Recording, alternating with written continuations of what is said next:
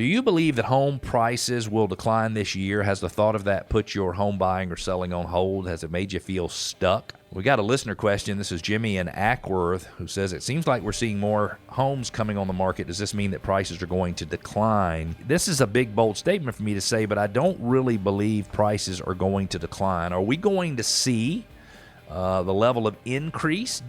Yes, I think we are. Fannie Mae predicts home prices will appreciate 16% this year. That is compared to their initial projection of 7.6%. Freddie Mac believes home prices will appreciate 12.8% this year compared to 6.2% what they believed at the beginning of the year.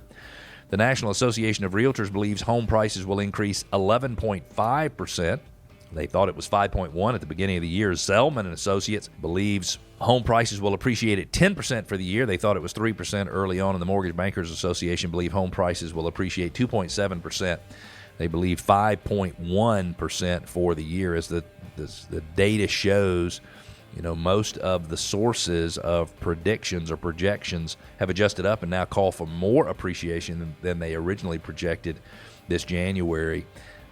I don't know I don't know exactly why the experts are so confident that we will have continued appreciation, but my guess is it is based on a few things. Number one, we still have less housing units than we have households. So when you have more households than you have housing units, you need more housing units. I have seen numbers that say we're 2 million housing units behind. I've seen numbers that say we're 6 million housing units behind. Let's just say we're 3 or 4 million housing units behind. When you have fewer units than you have households, that causes unusual strain on the market. Also, I have a lot of people ask questions, hey, why is this not like 2008 to 2012?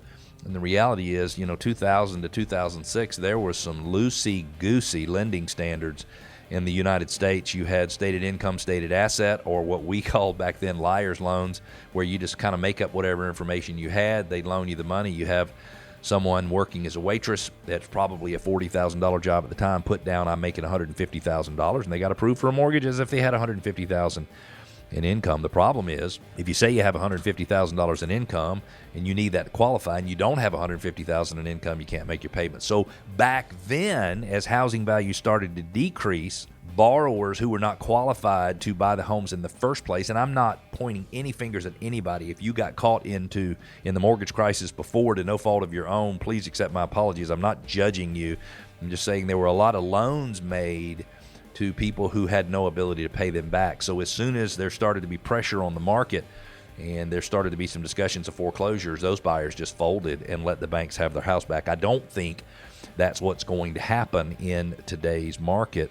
I think that there is not enough inventory, there's not enough housing units, and credit standards for lenders, credit standards for borrowers over the last few years have been extremely strong. Last little piece is people have a lot of equity in their homes today. And if I owned a home and I had no equity and the bank wanted to take it from me, I probably wouldn't put up much of a fight.